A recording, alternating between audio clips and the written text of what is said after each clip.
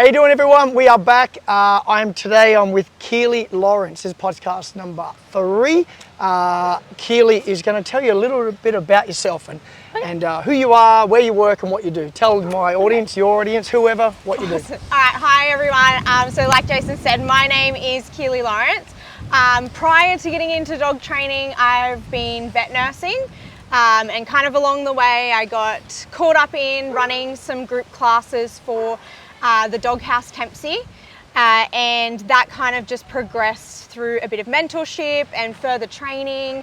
And then that's gotten me into continuing those group classes, but also now doing some private sessions as well. Yep. So you sort of organically got into it, just drifted that way. And I think in life in general, that tends to be, that happens, you end up somewhere where you love. You know, when you're at school and they go, what do you want to do for a job? Like, pick this. Like, you have no clue, but you tend to be drawn to things in life, you know? And I think that a lot of people get into dog training. It's so funny that you say that because originally when I went and did my nursing training, so I actually have a degree in the Bachelor of Veterinary Technology, which, to clarify that for a few people, is kind of between a vet nurse and a vet. Okay. So it's kind of like... So a little bit above a vet nurse, skill-wise? Okay. Skill-wise. A little bit more scientific knowledge, rather than all the hands-on. But don't get me wrong, nurses and techs are definitely on the same level. It's just that little bit more scientific background knowledge, having a university degree versus a Cert 4 kind of thing. And it's funny because when I did that course, in our 3rd year of veterinary technology, which is your final year, you get to specialise. And I specialised in equine science, which are horses. So I specialised in large animals. I did equine nutrition, equine behaviour, training, all of that kind of stuff. And I thought breeding as well was included in that. And I thought coming out, that's what I was going to get into. Completely different turnaround. Flip the script. Flip the script. I went into nursing, was like, gonna do nursing, gonna try and get into largies, and still love my horses, but somehow I've just ended up doing dogs. Nice. It's good. It's satisfying having a job where you really help people. It's very cool. So I've got a list of, because I don't want to digress too much, I've got a list here I'm going to run through, and we're just going to go, we're going to go a little cheat sheet here. So first thing, I'm going to start with a couple of things I've got, and then what you've got, and then we can just have a chat. We'll try to move through these sort of topics pretty quickly. We won't get caught up on one thing too much. If not, if we do, we'll hang it over to the next podcast. So first thing I want to talk about is constantly talking to people about, it's a pretty quick conversation. It's about understanding your breed. The amount of people that come to me and every dog trainer, and I heard a good saying, I don't like to claim things myself, and this person didn't make the saying up either, but he's used it and I heard it, reminded me, trying to fit square pegs in round holes. In other words, trying to put something in something that doesn't fit, asking whatever, pick a breed, border collie, not to run around the backyard. And you could go through breed after breed after breed, but that's where I start with people, you know, and getting them to go, did you get this dog? Don't come to me and ask it not to protect you if it's a German Shepherd. Don't ask me to teach a Kelpie not to go crazy in the backyard. Like, you're trying to fit square pegs in round holes. I'm assuming you battle with the same thing. All the time. When I run a puppy preschool, my first week, I sit down and we go over why dogs do what they do, right? Why dogs do what they do. Genetics are the one thing we can't change about them. We can't change it. They are what they are. You are what you are. You can try and be an extrovert if you're an introvert, or vice versa if you're all you want, but you end up fading back to where you are. You are what you are. They are what they are. They are what they have bred to be, and we have done that as humans. So one of my points of homework for a first week in a puppy preschool is, if you haven't already, which they should have, research your breed. But we know that most people haven't. Research your breed. I think it's really important, because this just less frustrating for everyone. Understand your breed. And just lately I've been talking more, I did a post a while ago, talking more about, and even myself, in the past I've done it, I don't use the word anymore, or maybe sparingly, but I don't like the word fix in dog training. I like the word manage, particularly when it comes to reactivity and dogs' temperaments, because there's nothing broken. We're just trying to manage. You got this dog, I'm going to help you learn to manage that dog. And that's really that in a nutshell. Understand your breed, learn how to manage them, because otherwise you're going to get up each day and you're going to go, I wish this dog didn't do that anymore.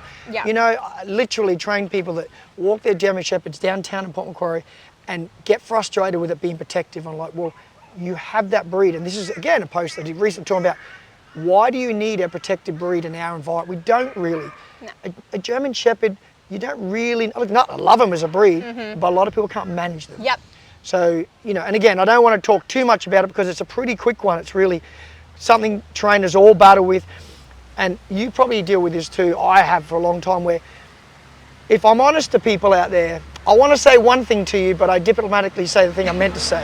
In other words, I'm like, okay, we'll work with it. But I want to go, why did you do this? Yep. I want to shake people sometimes and go, why did you do this? The amount of people that call me go, I'm going to get a border collie. Don't do it. Why not? You don't live on a farm. Yep. What's your lifestyle? I can take you for a walk every now and again. Don't do it. Yep. So that is that really, and we deal with that. But yeah, so listen to us out there, whoever you are or watching us. Please research a breed, like Keely said. Before you get it, do lots of homework on it. Does your lifestyle match that breed? If it does, good, but if it's like two magnets face the other way, pushing apart, don't do it. Yeah, I feel like it's an aesthetic thing as well. Like people have this idea in their head, like, I want a German Shepherd for the way they look, or the way they come across, or because they're in movies. Or they watch a Belgian Malinois in a movie. Yes. I don't even want a Belgian Malinois. That is too much for me. My partner will tell you that I am black and blue. We will never own a Malinois. God. No, thank you. But yeah, I think it's the aesthetic thing, and I think we just have to pull people a little bit further away from the aesthetics of a dog and actually what suits your lifestyle. 100%. And I know a lot of breeders out there as well, like once you pick a breed, say you pick a breed, I know a great Aussie Shepherd breeder down in Kempsey at the moment. She's awesome. Yeah, she's great, Meg, beautiful dogs. Great, beautiful dogs, really switched on breeder. And she temperament matches her dogs to her clients. And if you are looking for a dog and your breeder is doing that, trust the process, because they're going to match you with a dog for you. I mean, there's some good. I trained a Roddy the other day, and I said to the owner, I said, please tell me who this breeder is. I want to call them and congratulate them. This Roddy, forget the breed even, was the most trainable, nicest. It comes to our daycare, and they said, yeah, they really breed by temperament. I said, they do. This dog was, just looked at me, what do you want me to learn? What do we do? It's a puppy, like, it's just, it was the nicest dog. Anyway, so, We're regressing. Yeah, we are a little bit, but they're important things, they really are. And it doesn't matter if we stay too much. So, and if you have anything for me, feel free to jump in and ask what you want to ask. But I'm going to keep rolling through these for both of us. My big background, my main thing I deal with probably more than is reactivity, high level reactivity. And I don't believe many trainers can do it very well. I believe a lot of trainers think they do it well, but anyone can tell someone to redirect and walk the other direction. That's not training the dog, but I don't want to go there too much. But what I want to talk about is the reality of managing reactivity. Firstly, you can't, like we talked before, you can't take the intent out of a dog. Yep. You can't switch it off. It's not a computer. I can't program it not to do it anymore. I can control the action on that intent, so it doesn't have to like dogs, and it may want to bite a dog and it may want to bark, but there's very few dogs you can't manage to actually stop acting on it. Yeah. But that being said, this takes time. It is not a quick fix. It takes a lot of training. So anyone out there, again, watching, listening, if you have a reactive, a lot of us do. I have a black lab that's reactive. Fourth home we are, and we got him and didn't know, and long story short, he's reactive to dogs who initiate reactions. He's fine, 50 dogs and whatnot, but if they bark at him, he'll bark back and he'll have a go. And now I know it, I'm preemptive and all the good things about it, but the reality is, it's taking time, and I'm working very hard on it. I get a lot of exposure, but yeah, I don't know how much you have to do with high-level reactivity. I know you do some, and you're... I think I'm at that point, and we've had this conversation personally before, where it's me starting to get into that kettle of fish now. And I think that's important for clients to understand, and I'm always upfront with my clients when I talk about that, is I'm starting out into this, I'm dipping my toes in the water, and I'm not going to take anything on that I feel like I'm going to let down. And that's why I've referred clients before to you, because it's like... Because the thing about that, Keely, is that, like, let's talk about different sorts of training. Say you've got basic obedience and then you've got trick training. Someone can come to me if I'm not a trick trainer. I can pretend to be one and I can't get hurt. I go, I couldn't teach it. I'll be caught out, don't get me wrong. You go messing around reactivity and you don't know how to deal with it, you're going to get bitten. Or an owner's going to get bitten, or a dog's going to get bitten. I know a trainer who took their dog to a session with it. Her dog ended up getting bitten, the dog got bitten, the person, it was a disaster. Don't stay within your wheelhouse. Be careful what you bring onto yourself because it can go bad really, really quick. I enjoy it, and some of it can be very scary, but I like doing it. It's very rewarding. Yeah. But I don't believe many trainers should be doing it. I can do it. It takes a lot of experience. I've been doing this off and on since I was 20 years old. I'm 51 now, so it's a long time dealing with dogs. Literally trained thousands, and people, I like having that niche because it is a niche. Yep. And I know some trainers try to take it on, but they get caught out pretty quick and they end up coming to me or whoever they go to. And because the typical thing that's told to them is food to redirect, and it doesn't work. Yep. Go the other way, and it still doesn't work. And look, I don't hide behind it now. I used to a little bit because people like attack you for it. I don't care anymore. With a dog that's reactive, unless it's fear, you can't reprimand. Fear is a hard one.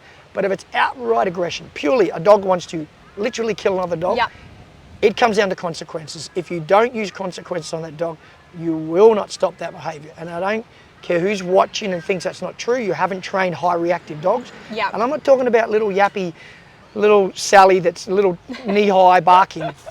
I'm talking about a 40-kilo German Shepherd who wants to kill a dog. You are not going to stop that by saying, hey now, sit. This takes consequences. I always weigh it down to like a visual picture of people of a desire and a consequence. And this is the desire of the dog, to attack a dog. And your consequence is lower than that, you won't stop that behaviour. You can walk the other way and distract, that's fine.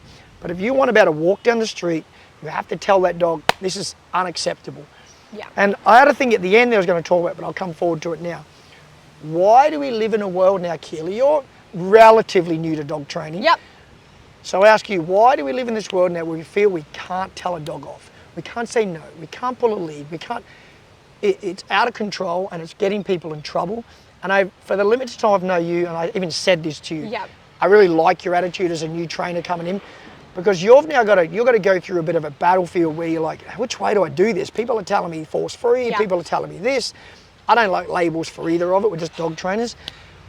I'm sure you'll learn really quickly that as much as you can try the touchy-feely rainbows and butterflies approach, it doesn't work for some dogs. Are you finding that? Oh yeah, especially, you know, even though like I said to you before, I'm only dipping my toes in the water with reactive dogs. I don't like taking on too much or more than I think I can handle because I don't want to let clients down, I don't want to let dogs down. It's a good attitude. And I feel like there's a lot of dog trainers out there that are potentially letting clients down. This is why I have you here today. I can only train so many dogs. You can only train, you're in an area where there's a big area. And if I can give you exposure and people know you and you've got there's only so many dogs you can train. There's thousands around. And we just had that conversation before starting the podcast. It's like, you want to help people, but we're only one person as well. So it's doing that. But definitely I think there's a few people that have, you know, you take on clients and they've tried the force-free approach or R+ approach, and it's not getting them the results that they're looking for. And I think people maybe need to be a little bit more open-minded about trying other things. I talked about Kerry last one, saying, look, people will turn up, and just quickly on that, I basically say to people, look, I know you've come here with maybe a mindset of what you want to try. Are you open to other things? We might have to use other equipment, and we talked about that. But really, this was about the reality of what time it takes. It's going to take time, and please don't expect to get it out of your dog's brain. It may always want to do it for the rest of its life. Your job as owners out there is to learn how to manage it. And I think the biggest tip we can give anyone, I give them, is be very preemptive. If you let your dog build and it's out of control, it's very hard to bring back. You got to keep them down before they build up. That is the biggest advice. Well, I use the analogy of a jack-in-the-box. That winding, winding. Your dog is winding. The more it fixates, the more it's staring, the more you're approaching, and you can see the dog winding. And I think a lot of clients need that pointed out to them. Once you point it out to them, they go, oh my God, yes, it's light bulb moment. But it's that winding of the jack-in-the-box, and then bang. Once that jack-in-the-box comes out, it's very hard to close the lid. And then if you don't have the physical skills to deal with that, you get caught up. This is where, and again, I didn't have this on today, but it's actually next one, using the right equipment. So it leads into this really well. If you have a harness on a dog, when the walk is going good, it's great. Walk's good. But believe me, when your dog chooses not to listen to you, and it's a 40-kilo whatever breed, good luck controlling that dog with a harness. So this is my thing with harness. It's not that I don't like them. It's that I'm always thinking about the what if moment. What if it gets out of control? Do you have the right equipment to be able to manage that dog? If you don't have a reactive dog and you can manage them, power to you. But if you know your dog's going to be there, you're never going to see a police dog on a harness, unless it's a tracking dog. It's not going to be on one. It's going to be on a collar, a slip lead, check chains, whatever they use on dogs. It's on a tool that can control that dog. So that's exactly what my next question is not all tools have the same power. And we wish they did. And look, I wish I could just have a harness in every dog and I could use biscuits and it was all beautiful. But I talked about it before, it ain't like that. I know. And I'm pretty real. I even hold back sometimes because I want to let loose sometimes and go, you need to wake up to yourself, blah, blah, blah. But I don't. Because people get lied to a lot online. They get scammed by this. Remember this, people, when you watch the next harness video about dogs, how they don't pull and they don't come off, you will never see a video promoting the harness with the dog backing up. Why? Because a lot of the time they can back out of a harness. They fold their legs. Some good harnesses they can't, but you know the quick clip ones that go on, often they can just back out. But the videos will always show the dog pulling. Dogs are clever, so be aware of that in a harness. But that is my thing with the equipment. You have to use the right equipment to give you the right way to communicate with your dog. Because in the end, that's what you're trying to do. And people say, oh, so you want to hurt the dog. No, but I want to be able to control it. I can't have my dog out of control.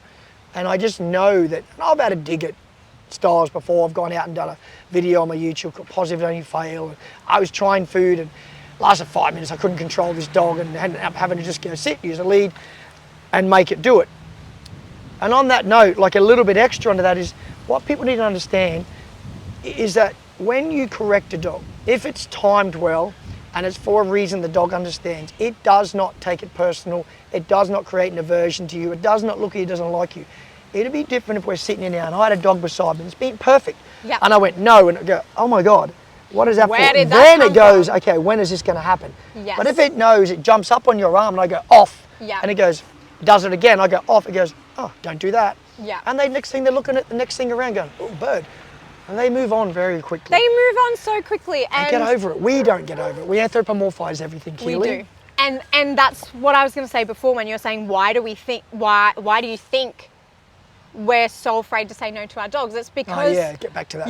Get back to that. But that's okay. Why do you think? Why do I think? Because people anthropomorphize their dogs. And it's as simple as that. And for those that don't know what that terminology means, it means that we put human feelings onto our dogs. And the way the human brain works onto our dogs. And I use the example of guilt. Dogs don't really feel guilt.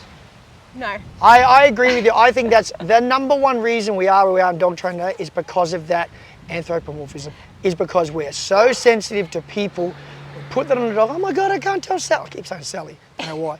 I can't tell little Sally. No offense to the Sally owners. I can't tell Sally off. You know, oh my God, she'll take it personal. They don't. No. If you know what you're doing and you correct them right and you move on. You're like, bang, no, okay, moment's passed. Dog goes, no worries. I do it every day. Keely does it often. I'm sure other good dog trainers do it, and they will agree. They don't take it personal. As long as they know what it's for, bang, don't do it. That's unacceptable. You can choose that route, or you can be trying to fix, deal, manage, whatever word you want to use with your dog forever and a day with other methods, and you're not going to get there. You're going to be stuck. It will work for some things, but it has limited scope, limited power. Food is very linear. It'll have the power, and then once it gets up to here, power drops off. And I think it's important that we say, you know, it's an interruption of a behaviour, a correction or whatever we're using. It's an interruption. It's not being cruel to them. I think what happens is the word correction, they hear that and they think correct. Again, linear. A correction could be, if Keely was Sally, a correction could be, hey, that's a correction. That's a correction. I try to use the terminology communication so that it doesn't freak my clients out. You're communicating with your dog. That's not acceptable. And I think it's important for us to communicate that to our so dog. I'll use correction and direction. Yeah. So if I'm doing a leave it, dog's walking, keeps going forward, and I give a leave it, dog doesn't listen, and I just give a little bit of lead pressure, I'll even say, that's a direction. That's not even a correction to the dog. That's a, hey, come back here. Yeah. There's a big difference between directing, correcting, and then levels of correction. Okay, so I think education's just, So important because it drives me crazy. I'm sure, I don't know if you follow online the arguments between people and trainers and certain people, and it's just, oh my God, it does my head in. And you deal with it with people it's very frustrating. You meet. It's really frustrating. You deal with it with people you meet, and you try to help them, and they just, you know, I had one client with a cattle dog come into puppy preschool, and I said, you know, right off the bat, I was like, this dog's going to be reactive. We need to work through this, and walked them through my training methods, and they were clearly very uncomfortable with it. And, you know, even though I laid it all out, explained it, they were still really uncomfortable. And I don't want to work with you if you feel uncomfortable with my methods. But I promise you, Keely, they will be most likely the same person in 6 months that can't manage their dog. 100%. And you need to be comfortable in your method. I've learned as time goes on, be honest with yourself, be true to your methods. Not everyone's for everyone, and that's okay. Yeah. That's fine if you want to do other styles and be, you know, with other people that use certain styles, but you'll probably come unstuck in a lot of cases. Important though for clients out there, like anyone watching or listening, if you're struggling and you've tried, you know, positive reinforcement only, or you only trying treats and you're stuck and you're worried about your dog's behavior and you think you have nowhere else to go, you do have other avenues and other things to try. Because I know there are a lot of people out there that feel guilty about trying things that we do. And you shouldn't. No. You know, again, I talked with Kerry. I've been attacked. Attacked a few times online by one particular video I did with a golden retriever. Didn't get off the ground. A flat collar. Oh my God, it was nothing. I was laughing doing the. I've seen so many Instagram videos of golden retrievers going, I'm done, and laying down, and the owner's having to go, and anyway, it was nothing, and it was that level of people, and it's very savage how they attack, are just fooling people thinking that this is cruelty, and it's very far from cruelty. Very far from cruelty. It is very frustrating because, you know, 30 seconds later, that dog's running out the car, jumping in, going, hey, I'm up now. And it's just being manipulated and controlled by the dog. The owner is anyway being controlled. And like Keely said, you've got to be open to different methods. You do you, but don't be married to one particular style because there is help out there. I posted last week about it. Don't give up. You can do it, but you've got to be open-minded. You've got to be accepting that maybe there's something else out there. Maybe what I'm doing isn't really working for you. And the last thing I had written down today is really simple one, that nothing will change if you don't apply the skills taught to you by your trainer. Okay? Yes, thank you. So, and that goes for whatever method you use. It doesn't even matter. If you've got a good trainer, they're doing a good job and they've taught you things and you're not doing the practice, guess what? Nothing changes, you know? And again, like, you know, to use an analogy, and we want to lose weight in life and you want to keep eating bad food, nothing changes. So with your dog training, you know, I don't know what you set for people, and I'm sure you do homework. And same. There are videos with it, and I can tell, and you can tell, and every trainer can tell between each lesson 7 days when they come, you can see who's practiced. 100%. Very, very obvious. I'm really looking forward to a session I have tomorrow with a German Shepherd that I've been working with. Lovely, lovely dog. Like a little bit of fear reactivity. Nothing major, like just enough for me to feel comfortable to start working through some things with them. And I'm just so excited to do the second follow-up session tomorrow because I know that client is working so hard. Like, she's been sending me update videos and photos, and she's like, yep, we're gonna work on this today. And so I'm so excited to go. Very rewarding, huh? Oh, it's so rewarding when your clients follow through. But I think at the end of the day, it's important for clients and dog owners to understand that if you go and get professional help with a trainer, especially like myself or Jason, who focuses purely on the one-on-ones rather than a board and train, we're really, yes, we're working with the dogs, but we're really training you. We're really training you. We're giving you the skills. We're trying to give you the skills to do what you need to do with your dog. Sure, you have people that you'll take the lead and you'll do stuff and you see their face go, oh my God, it's amazing. I'll even go, it's not really that amazing. It's not really that hard. People go, I'm going to talk myself out of a job. It doesn't work like that. It does take time to learn, but it's not that difficult. You know, the usual thing, body language, voice inflection, all these things, but it's not that hard. Just do the work, guys. People, girls, guys, whatever. Do the work and you will be amazed how quick a dog can change. If it can change in an hour in a session, imagine what you can do in a week, in a month, in 6 months. Yeah. You've got to keep doing that work and be consistent. I'm going to check on the camera, make sure our battery's still going. So, yeah, we don't want to miss anything. No, we're back. Okay, so a couple of things you sent to me that you sort of wanted to talk about. I'll start with your second. Where am I? First one. Settling in of rescue dogs. Yeah, well, I just said to Jason that I felt comfortable talking about that because we just got a rescue. Yep. And you knew we were looking for one because we were after. Yeah. We were talking to you about it. But yeah, we just got a rescue.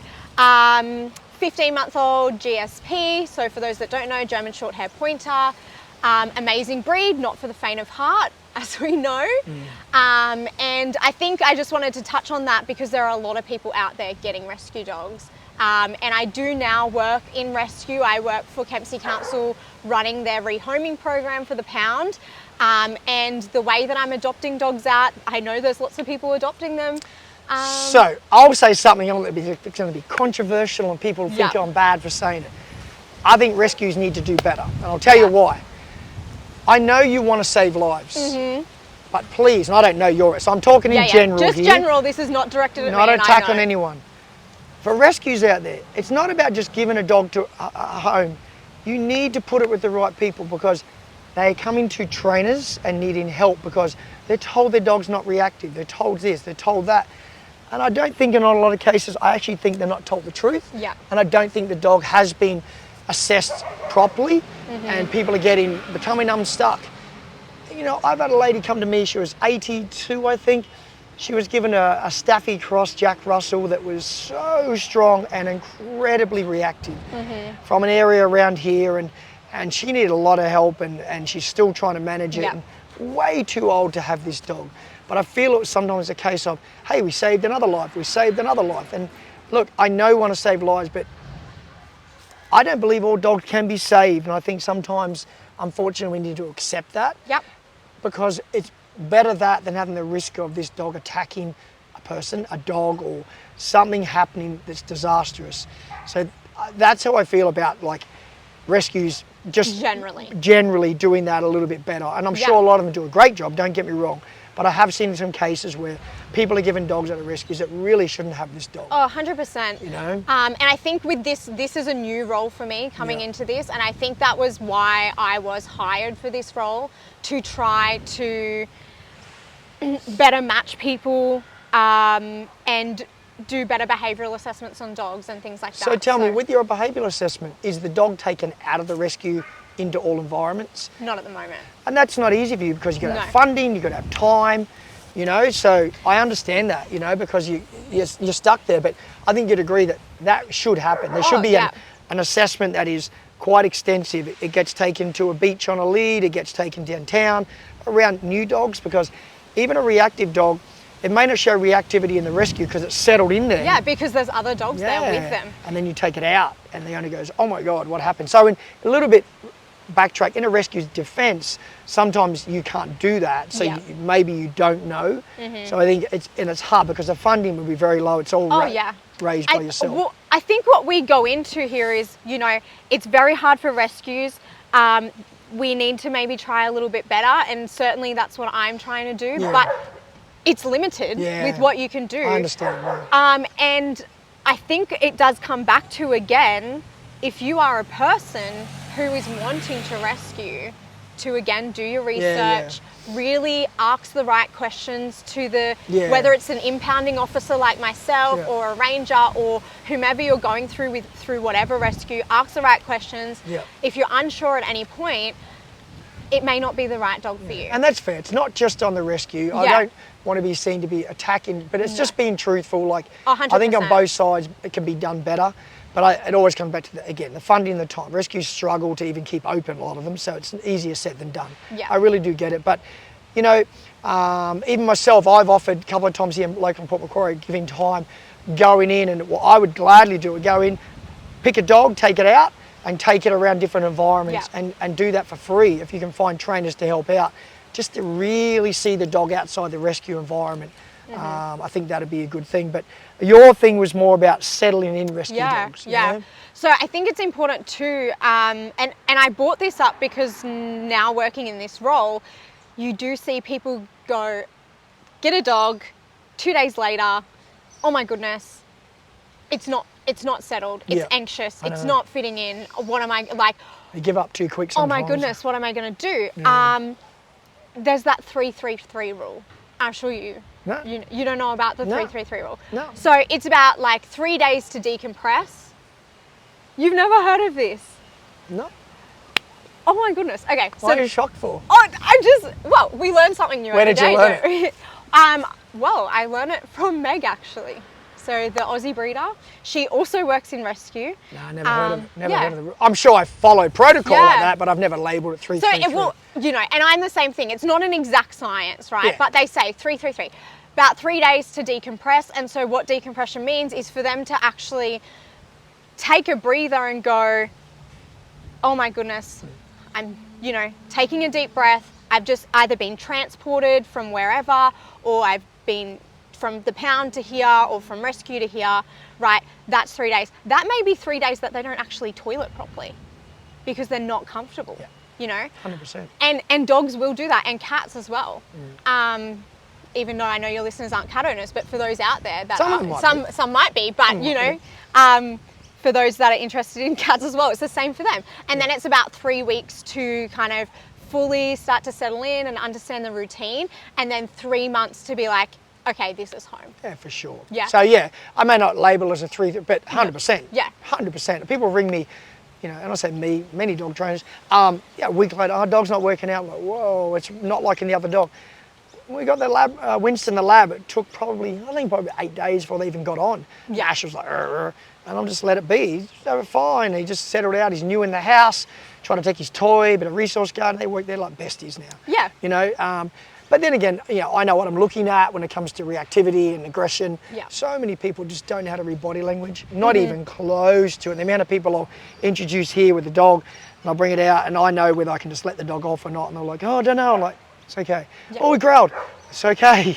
It's okay. They growl. They growl. It's what they do. Communication. It's what they do, it's people. Communication. And wagging dog, wagging tail is happy, friendly dog, right? That's a really bad misconception too. So I mean, when people say that to me, I go, well, let me tell you, when we sent our police dogs to attack someone, guess where their tail was? They were having a great time biting people. So don't go just off the tail. It's going to be a really bad way. Look, there is certain tail movements that can be really happy, but I think can be misread.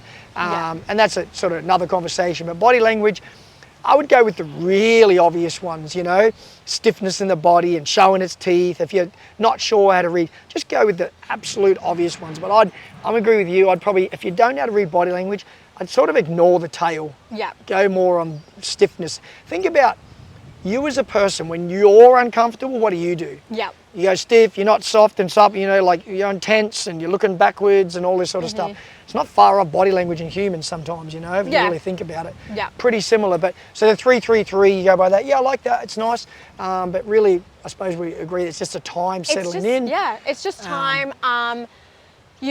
We did things when we just got our recent GSP, like we gave him the time, we did slow introduction with our new dog, with our current dog, and the new dog.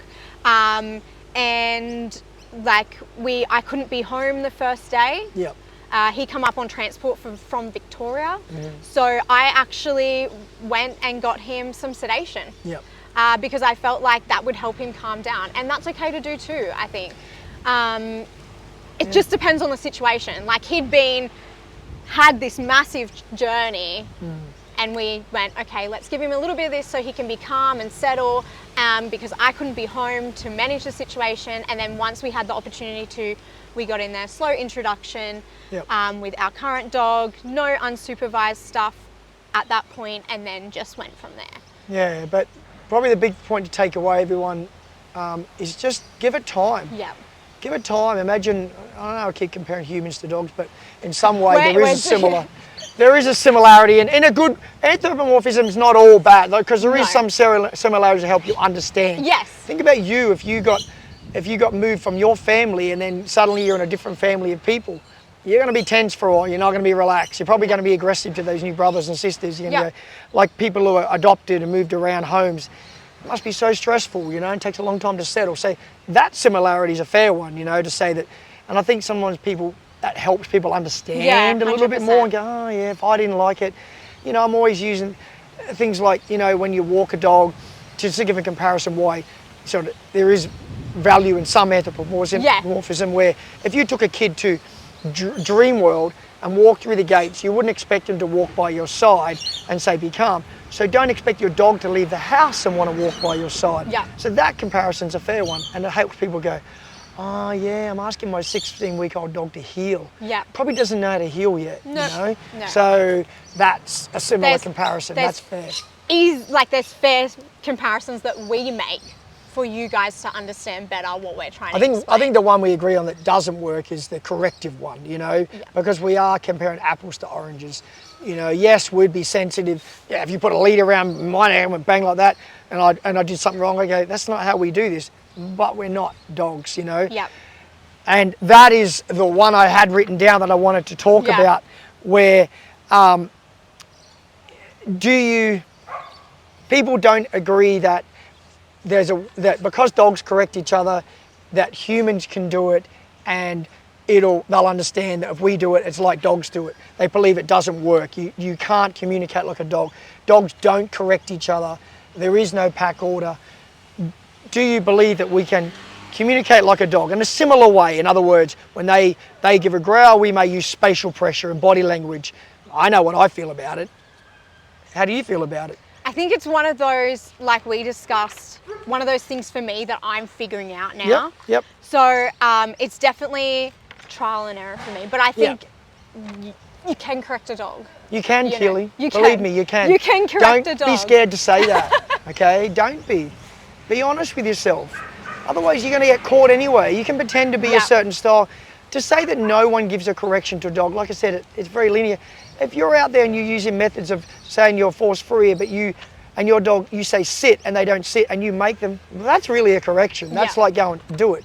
So, you know, I stand by it and I really believe in it, that I do believe we can communicate similar to dogs. I'm not going to get down and growl at dogs, but we can use good harsh voice inflection. And dogs definitely respond to voice inflection. Spatial pressure. 100%. I use spatial pressure a lot. I'm a big fan of that. I think it works very, very well, even for reactivity. For a low-level reactive dog, and it goes at a dog, and you step in front of it and walk at that dog, it's like, whoa, that's a consequence for that dog. And it's about finding, you know, the level where we start. I didn't start at the highest level. I'll start at the lowest and work from there when it comes to corrections of dogs. So it's like, I mentioned to a client the other day that I was working with, and you know, she was asking me questions about correction and not from a judgmental point of view, from an interest, and it was great. And I said, you know, a lot of trainers like myself and Jason, we want to use the least aversive method 100%. Applicable. It's 100%. least aversive method applicable 100%. to that dog. It's individual dogs need individual training. Yeah. You know, to finish on that, and I've probably said this before a few times, I would say to anyone who says, you know, and I'm talking about a dog who literally wants to kill a dog, which I deal with sometimes. I would say to the person who says, you can't do that and you shouldn't do that, I would say, well, and I think I said it last time, you take this lead and I'll stand back and watch. Show me. You can't. You'll be having to just walk away and go take the dog away. You have to use a method that says that behavior is unacceptable. The amount of people that get back to me a week later and go, my dog is completely different. I trained a German Shepherd last week. He put a review on my Facebook just yesterday saying, different dog. 180 it's done, completely in one session, 1 hour I did with him. Yes, I put his dog from a harness to a slip lead, taught him how to use a slip lead correctly. It's not about just putting him on correctly. Now he knows how to give a correction at the right level, at the right time, so the dog understands what he did wrong, when he did it wrong, and how to avoid getting corrected. They've got to learn, how do I avoid being told off? No different to a child. How do I avoid being grounded? I just listen to mum. It ain't hard. That is a correction with a child. It may not be physical, but it may be you go to your room, you're grounded, I have that toy off you for 2 weeks. whatever it is. It's a consequence. It's a consequence, Keely. It's a consequence. If you don't have a consequence right now for driving your car, you'll probably speed, but you'll lose your license. That's a consequence. And I know people will go, that's not the same. It's still a consequence, people. Yeah. We can't live in a world of anarchy where dogs do what they want, when they want. I'm getting passionate now because I know. Well, we are passionate about it. It drives me crazy because if we didn't have, if we didn't have consequences, we didn't have police force, we didn't have 100%, all of it, this world would be anarchy. Yeah. It would be crazy. And even with the levels we have of military now, we still have some crazy going on now. Exactly. And it's the same for our dogs, and it's getting worse. Mm-hmm. And someone asked me the other day in puppy preschool, they're like, why do you think it's so bad at the moment? Similar to the question you asked. It's exactly the reason. And the reason is because no one wants to give their dog a consequence. That's why we're seeing more reactive dogs. We're seeing more anxious dogs as well, because anxious dogs need structure. They're not getting structure. The amount of, oh my God. I'm sure you did, talking about the anxiety, because you had it written there. Yeah. Remember this, if you find the right, and I'm sure you've had this, but talking from personal experience, only last week, again, another session where extremely anxious dog. And you know why I was anxious? Because I had no leadership. Now, I've done so many sessions where this dog is anxious, and people will see me put a slip lid on, oh my God, it's anxious. But when I give that dog direction, and I show that I'm confident, I've got your back, you don't have to worry, you don't have to protect me, you don't have to be anxious. Yep. Within 10 minutes, the dog's looking at me like oh my God, you're so amazing. No fear, oh my God, I can relax, thank you. And if people saw that, they would go, oh, maybe there's something to this method. Yeah. Maybe there really is. It's like the dog goes, I know what I'm supposed to do now. Yeah. Like I say to people, again, using analogies, because it makes it easier for clients to understand. Yeah. If I start a new job tomorrow, I'm going to feel anxious, I'm going to feel nervous because I have no clue what I'm going to be doing, right? I'm just learning for the first time. It's the same with your dog. If your dog has no structure. And quickly on that though, but if someone come to you and went, Keely, I'll show you through this. I'll figure it out. Just before you go on, that would help you, wouldn't it? 100%. That'd give you direction. Wouldn't it? You don't need to be anxious. It's all right, I've got your back. Yeah. I'll show you around. I'll show you around. Just wanted to say that because I think that's a very similar sort of comparison. Yeah, exactly it is. And so if we give our dog structure, leadership, direction, like you're saying, that anxiety kind of pulls away. It just goes away and within minutes. But these dogs are on drugs, and so many dogs do not need to be on drugs because the people that are prescribing the drugs to you are not dog trainers, okay? And the single worst way to assess a dog's temperament is at the vets. Oh, 100%. And I can speak from experience because I have worked in the veterinary industry for 5 years. Of course they're anxious at the vets. They're going to be anxious at the vets. I'm a big believer in habituation visits, coming from a vet nursing background. Yeah. Habituation visits, teaching your dog handling to take away some of that anxiety, but nothing can take away the smells that they can smell in there. I didn't know it about my dog. He was a rescue. The first time I was in the vet, he walked in and went, I went, whoa, man, what a change. And he was anxious and he was like, a little scared. I'm like, massive change. So if you looked at my dog, you go, oh my God, this dog might need some drugs or whatever. I'm like, no, come out the front and see him.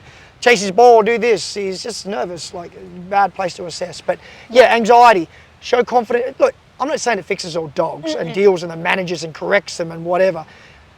But in a lot of cases, when you show leadership and confidence and that you've got your dog's back, you can reduce anxiety a lot by being that sort of owner. Yeah.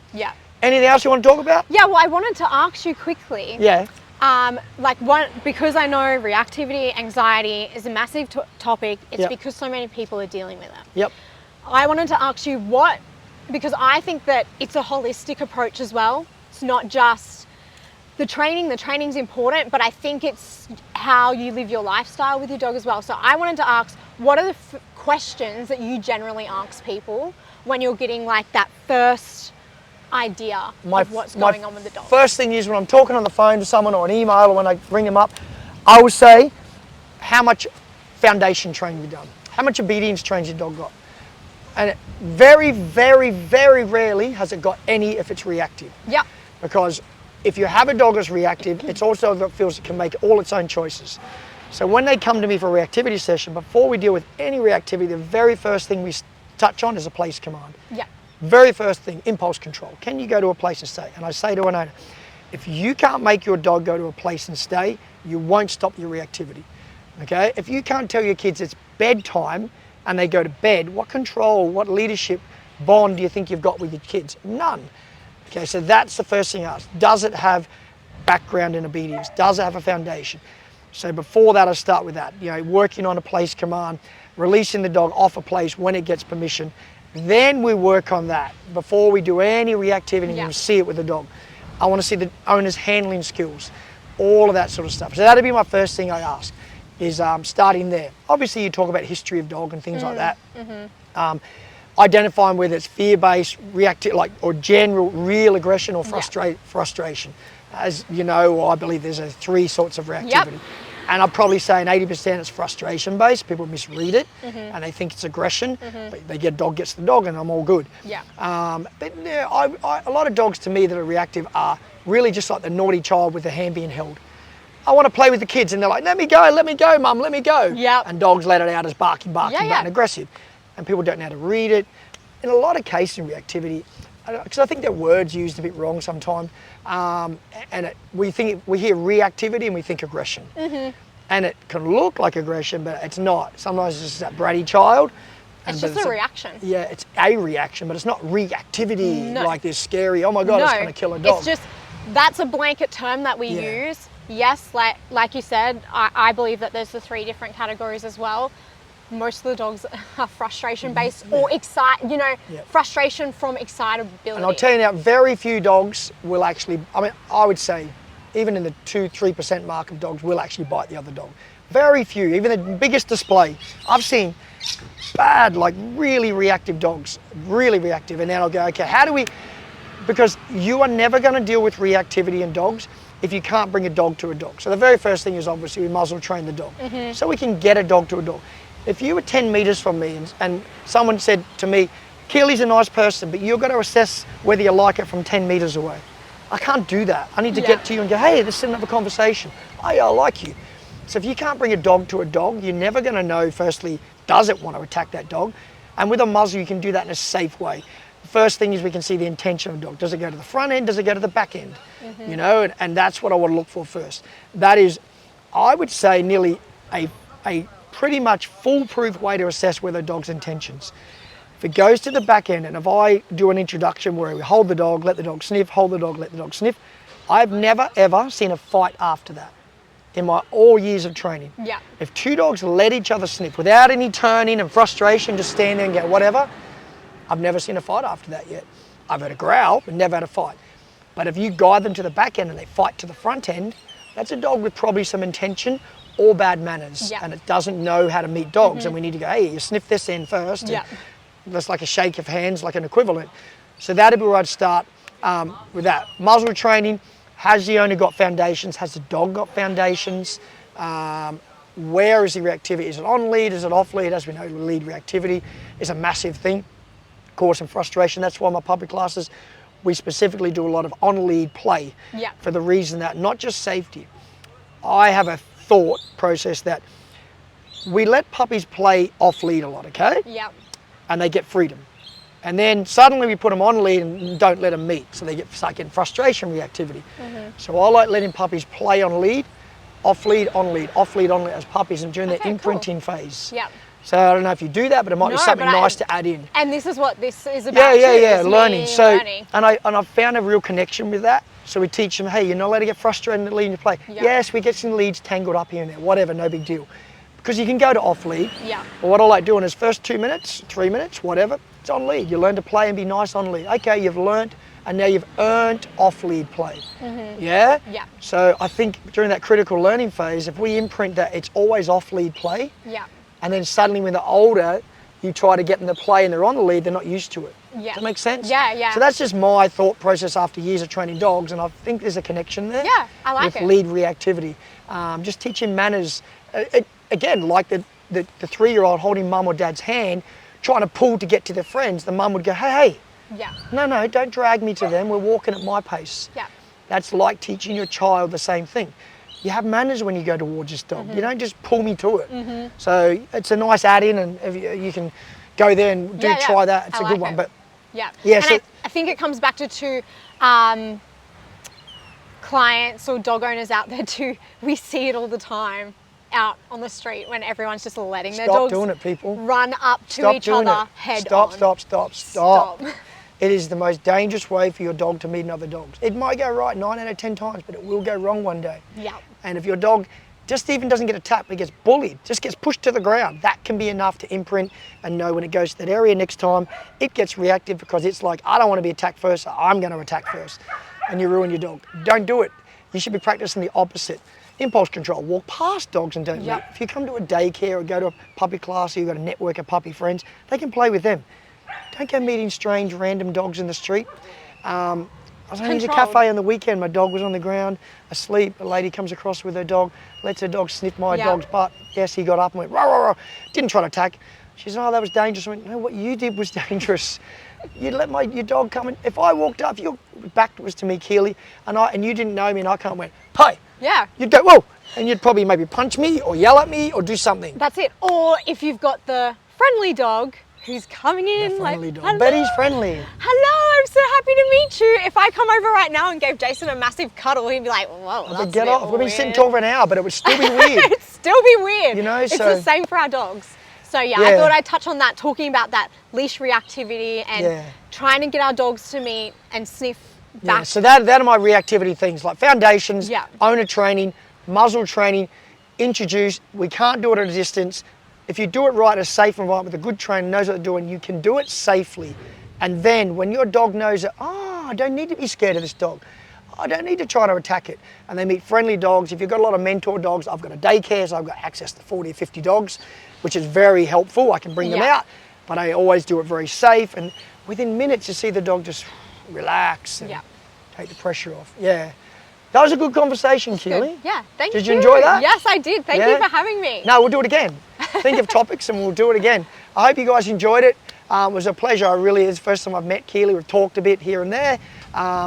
You're in Kempsey, yeah? Kempsey. So anyone who's watching this up in the area, from what I know and we talk about, it's definitely a trainer I'd recommend up in that area. So reach out. Kempsey, Southwest Rocks. Yeah. That area. Yeah. What's your business? What's your training thing? What do you call it? You can find me at KL Dog Training. KL Dog on Training. Facebook and Instagram. Yep. That'll also have my email, my phone number for contact details too. Awesome. So, Do you have puppy classes? Puppy privates, classes, all that adult sort of obedience, and one-on-one sessions. Good. Keep up the attitude, Keely. Stay true to you. Don't fall victim to the scammers out there. The pressure. Do you. Don't do it. Stay true to you because there's more people that will come to you. Believe me. Yeah. They'll come to you. They'll realise and they drift towards you. You'll have your haters out there. It doesn't matter what way you go.